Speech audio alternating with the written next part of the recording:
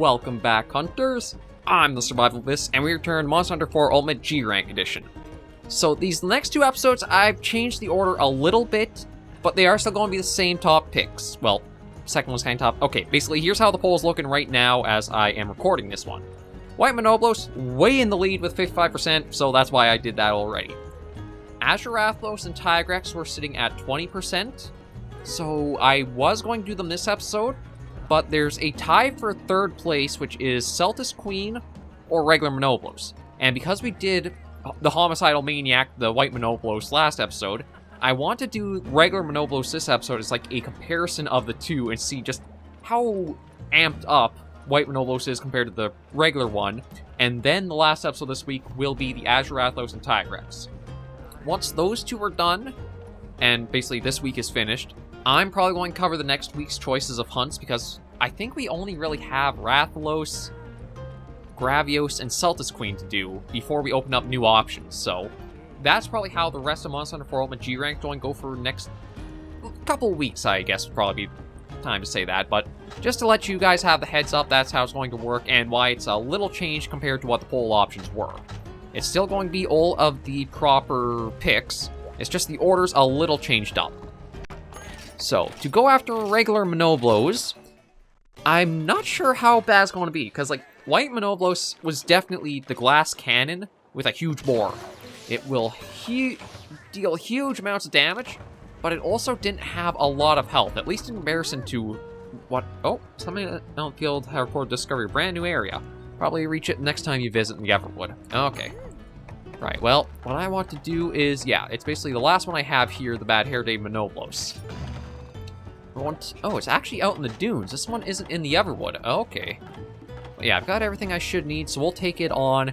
And this will be a good comparison to how different do these two fight as, like, monsters. It's probably going to be the same movesets, but again, I don't think regular Monoblos is going to be as homicidal as the White Monoblos was. I did hunt it a second time to get the materials, mostly for the Bogan upgrade I want. I just need a Monoblos heart now. And yes, if you're thinking, wait, Monoblos heart? The only other monster that drops a heart is a Rajang, isn't it? Yes, yes it is. Which goes to show you just how generally aggressive Monoblos is comparatively.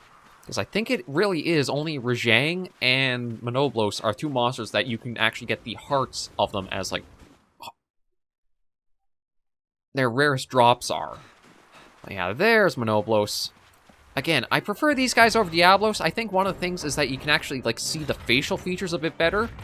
Diablos is basically just a pair of horns for a head. Oh, and I'm probably lined up to get hit here, aren't I? Oh, actually, thank you very much there, Runa.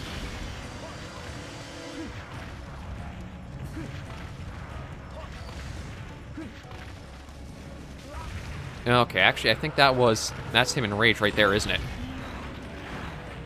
I'm using the Nibble Snarf set again for a full comparison of, like, how the defense ratings stack up. And the Quick Sheath, I do think, was instrumental in making sure we survived up against White Monoblos.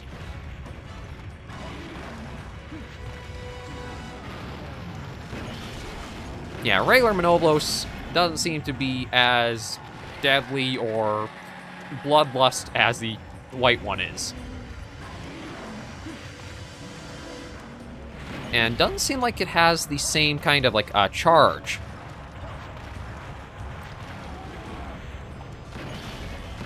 Like, White Monoblos was able to charge you once, do almost like a skid, and then charge you again, where it seems like regular Monoblos doesn't have that attack. Yep, let's get out of the pit. Oh, you're already calmed down. Oh, though, the hitbox on that attack is atrocious. Oh, really? I call cheap. I'm calling cheap for the hitbox and then getting, like, dizzied like that. That's one of the things I've noticed with Monoblos, though, are the attacks. They don't have the same wind-up you are going to be used to from, like, other monsters. Okay, I have to break the horn, but I didn't quite get that broken yet.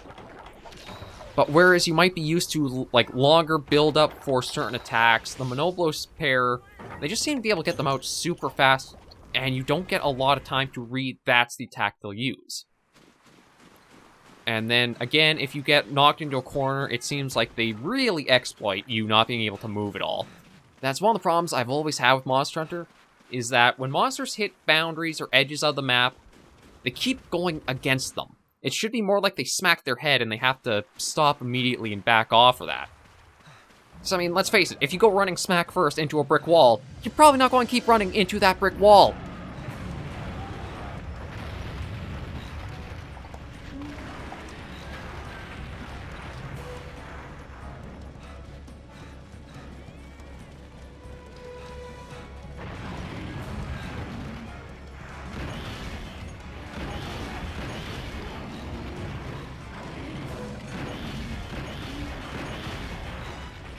And then the Quick Sheath is good for that.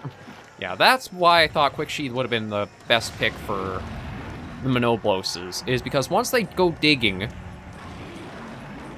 the Sheath will let you easily avoid a lot of the... Oh, and this attack. Well, I shouldn't even say it's an attack, it's just that it's such a weird, like, reposition for a monster to be able to use.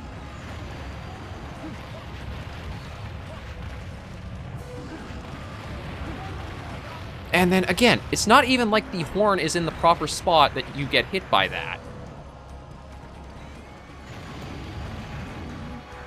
The hitboxes could use some fixing for him, that's for sure.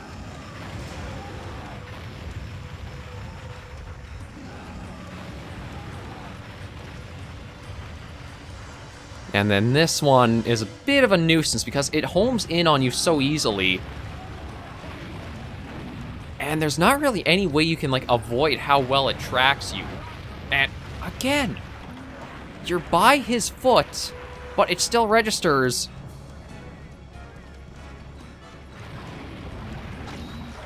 It really does seem to be, it's just because of the obnoxious hitboxes for certain attacks just really stand out. But at least it's moving off. If we can get the horn break, that will probably help limit a little bit of some of the attacks, but... Yeah, there are certain hitboxes that are just annoying because they should not connect with, like, hitting you.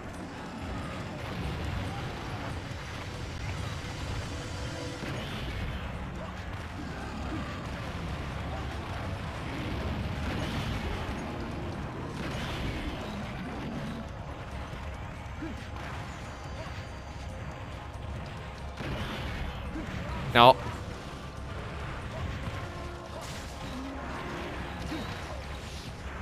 Okay, well, at least that was a pretty good position to be able to put that away at.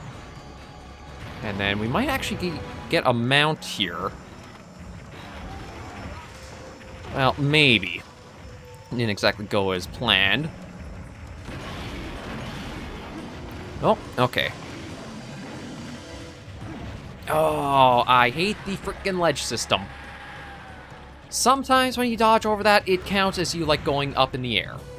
Other times, it doesn't at all.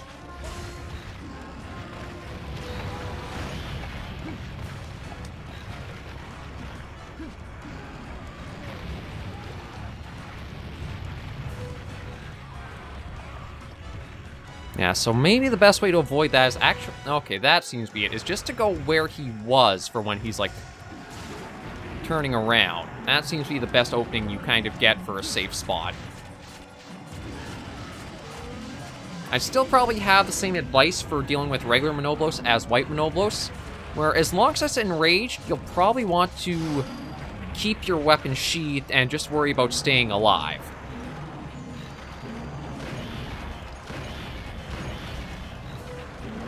And of course, the little monsters need to learn to get their frickin' stupid selves out of the hunting area. Okay, speaking of him being enraged, we'll put that away.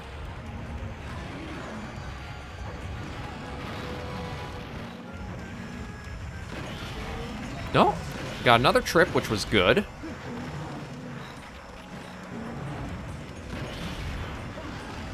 Oh, but again, it's just...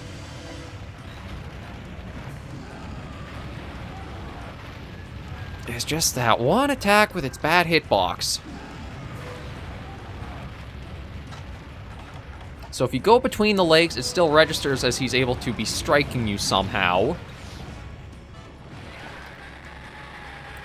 And as annoying as that... Oh, no. He's got the cheap roar lock. Okay, you know what? I'm going to heal up back at base. Because there's... If I can save the potions, I might as well. But yeah, he's the one who has the cheap lock where he goes off with it. You are basically stuck until he attacks. That is Monster Hunter at its worst. Just overextended locks that punish you with only like a single means of really being able to counter.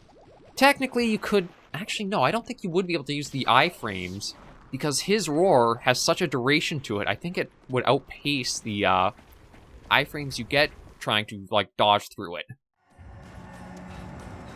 Okay, well, at least he's out of stamina, so we'll probably get an opening here to start doing some good shots in at him. Yeah, there's the little tired.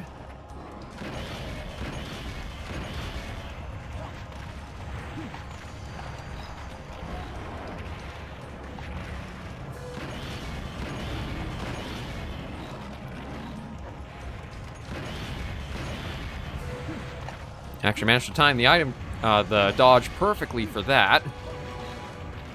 Oh, and he...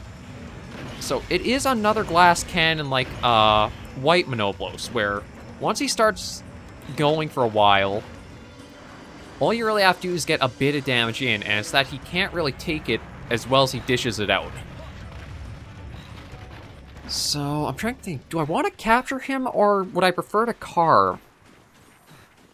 It might actually be better to capture, because I don't know if you can actually carve out a Monoblos heart. Although, truthfully, with him getting the cart on me, I kind of do want to just punish him. I'll take it. I didn't expect him to go down that quick. But, you know what? I'll take it. Yeah, these ones... Okay, I probably should have captured if I'm going to be able to...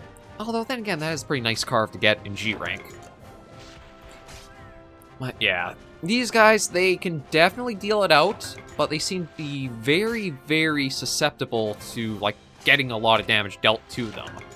I know this weapon, the Verdant Washbuckler, has been shredding a lot of monsters, but I think next week, if I'm able to get the Graviosis Sleep Sacks I need, there is the Shrouded Nursilla Heavy Bowgun that has good pierce capacity, but has, like, 40% affinity. And I think that is the value that's really going to shoot up for how much damage we deal out. Because I think Monster Hunter has always had a thing where below a certain attack value, you want to go for more raw attack. But as soon as you surpass that threshold number, you want to go to more affinity for the weapon, because that'll give you a greater actual damage output. And I think because of the Verdant Washbuckler's numbers right now, it does qualify for, okay, unfortunately, no heart. Well, at least so far. Maybe in the sub-rewards? No, a Medulla instead. Okay, well, I guess it's something. Because the Swashbuckler is probably above that raw amount, the 15% affinity is just adding on to be a super surplus amount of damage to do. Okay, we'll save there, check to see if there's any yellow text to go through, and also preview the Monoblos gear. Actually... Nobody has anything to say in regards to that? Oh, no, wait, I think I know where we gotta go for him. I think he's from the cat, isn't it? Like the funky feline?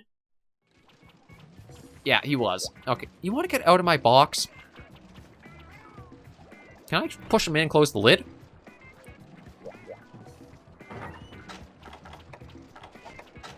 Okay, well, get that. Get that. Get that. Okay, there you are. Get out of my box. Okay, what do you have to say now? Oh, yeah! The way you took care of that Monoblos cat really brought freshness in my life. Thanks to you, I'm fresher than ever. Fresh down the bone. You feel me? You did me a solid, baby. But it still feels like I'm missing something. Just can't put my paw on it at the moment. I'll let you know when it comes to me. You dig? Stay funky. Okay, so, basically, not much really, so there's still going to be at least one more quest he'll have to offer later down the line. But let's take a look and see what regular Monoblos gear gives us in comparison to the white one. And it is just another recolor of, again, I'm fairly sure that's what Diablos' looks like. Free element, expert potential, psychic, compared to expert potential loading. They're not really that good. Like, yeah, I don't really see getting much use out of them, and they are, again, just a recolor. So we probably won't have to worry about making the armor for them. I do think, though, I do like the arm color look here. I feel like it's a bit better contrast with having the darker brown and blacks compared to the white and the weird gold.